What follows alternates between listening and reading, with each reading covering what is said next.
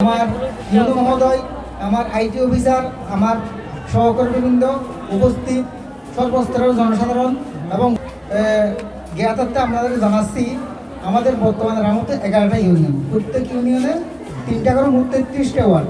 সেখানে আমাদের 264টা সেন্টার, আমাদের এখানে একটা ফিক্স সেন্টার, টোটাল 265 সেন্টারে আমাদের 21 তারিখ পর্যন্ত এই ক্যাম্পেইন চলবে।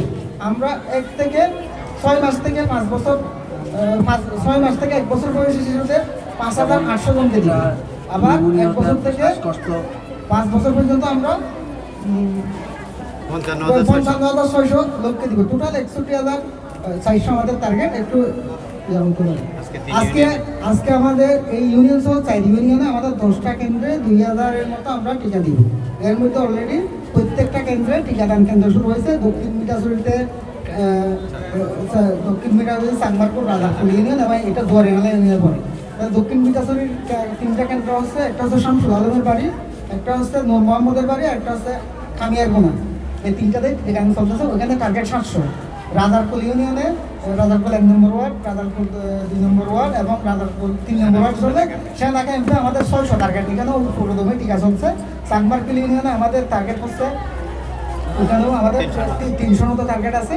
আর এখানে এই কেন্দ্রে আমাদের টার্গেট আজকে টার্গেট 200। সব মিলে আমাদের 2,000 টার্গেট আজকে। আমরা যেহেতু হামটা খুব দ্রুত এবং তাড়াতাড়ি আমাদের সংক্রমণ হয়েছে, আমি হামের টিকা নির্মূলে সর্বস্তরের সকলের কাছ থেকে সহযোগিতামূলক মনোভাব আশা করছি। বিশেষ করে আমাদের উপজেলা প্রশাসন, আমাদের সাংবাদিক বন্ধুগণ, আমাদের জনসাধারণ এবং আমার হাসপাতালের কর্মকর্তা কর্মচারী, এমটি, এই সময় যারা আছেন, আমাদের মাঠের কর্মীরা, আমি সবার থেকে সর্বস্তরের সহযোগিতা কামনা করছি, যাতে সকলে আমার রামু উপজেলায় যাতে হাম প্রতিরোধ হয় এবং এখানে হামজনিত কারণে কোনো শিশু যেন মারা না যায়। আতঙ্কিত অভিভাবকদের মধ্যে আমাদের বার্তাই একটাই হচ্ছে, আপনার শিশুকে হামের টিকা দিন। যারা ইতিমধ্যে 1 ডোজ টিকা পেয়েছেন, 28 দিন পূর্ণ হলে তারা পরবর্তী এই ক্যাম্পেইনের মধ্যে টিকা দিতে পারবেন। যারা শিডিউলে 2টা পেয়েছেন, 1 মাস পূর্ণ হলে তারা আজকে একটা অতিরিক্ত টিকা দিতে পারবেন। যারা আক্রান্ত হলে হাসপাতালে নিয়ে আসবেন, আক্রান্ত সুস্থ হওয়ার পর তারাও টিকা দিতে পারবেন।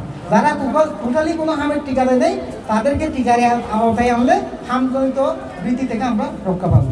আচ্ছা, একটা প্রশ্ন ছিল, আমাদের সদরে কিন্তু হামের প্রাদুর্ভাব আছে, কিন্তু বাংলাদেশ সরকার যেহেতু 30টা উপজেলা নিয়েছে, সেখানে রামুকে সিলেক্ট করছে। এটা আমাদের জন্য একটা সৌভাগ্যের ব্যাপার এবং আমাদের জন্য একটা ভাগ্যের ব্যাপার। আমরা রামুর এটা আমরা যাতে আমরা সফল হই, এটা আশা করি। পার্শ্ববর্তী উপজেলায় ঈদগাহ এবং